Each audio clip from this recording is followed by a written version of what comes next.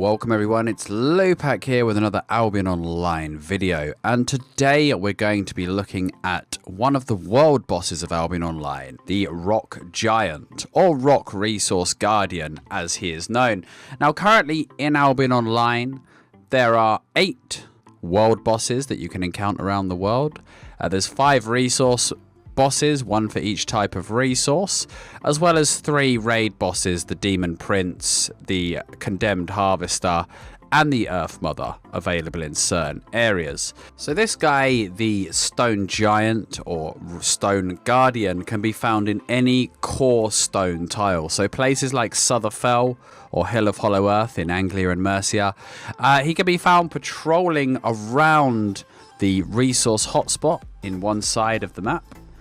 And then you've got to engage and kill him with your squad. Obviously, this is an open world encounter, which means while you're killing him, you can be interrupted by other people.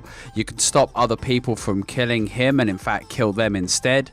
So sometimes there is contesting over these guardians and these bosses, particularly the non-resource bosses, the raid bosses, because they're on a very fixed timer that's visible to everybody.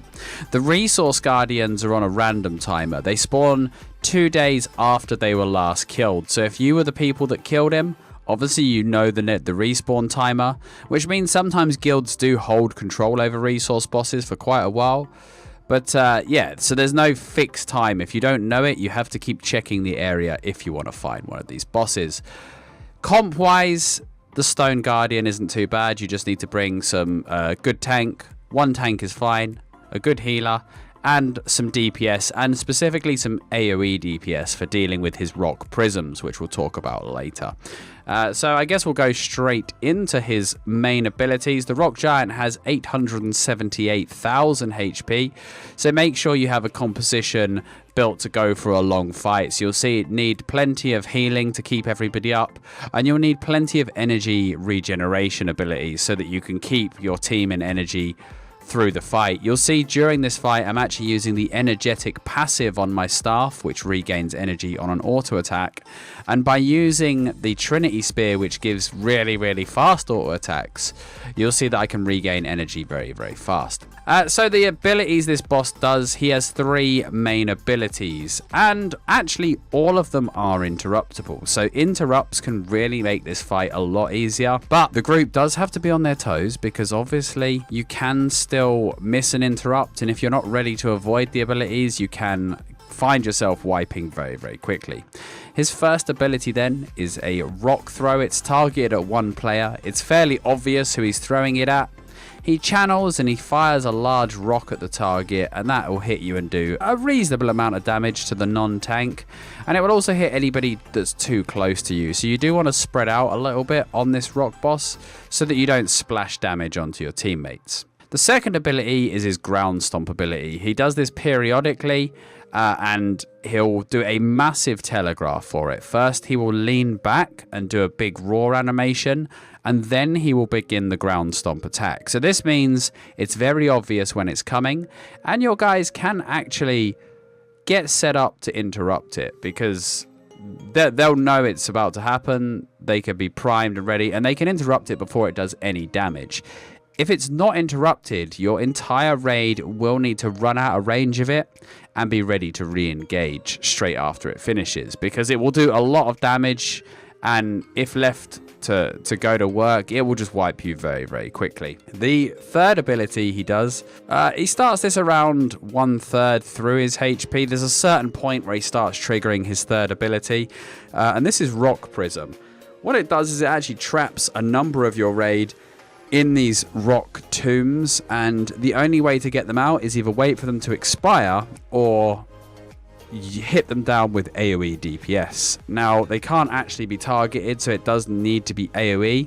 And while you're in the Rock Prism, you cannot use any abilities, and you will take periodic damage, which on a cloth target is potentially fatal if you haven't got enough HP or resistance.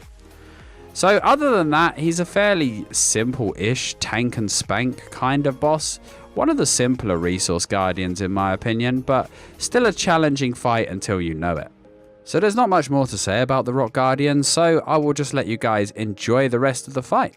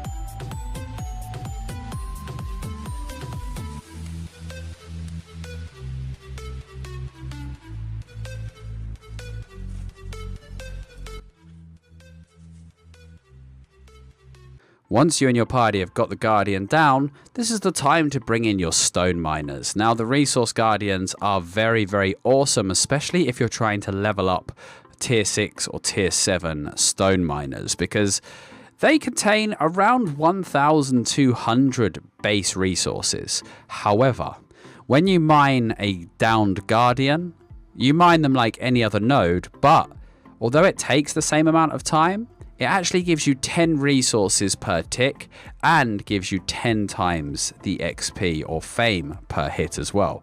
So it's a very, very fast way to level up, and which is why these are so sought after by gatherers. The 1,200 resources inside the Guardian is the base amount as well. So remember, you'll be getting premium procs if you have a premium subscription, as well as your potential double or triple gathering bonuses depending on your mastery and gear level. It's not uncommon to actually see high level guilds coming away from the Guardian with thousands and thousands of the resources. They really are a mass stockpile, walking stockpile of resources. If you can get them uncontested, mine them, grab all the goodies, you're in a great spot economically.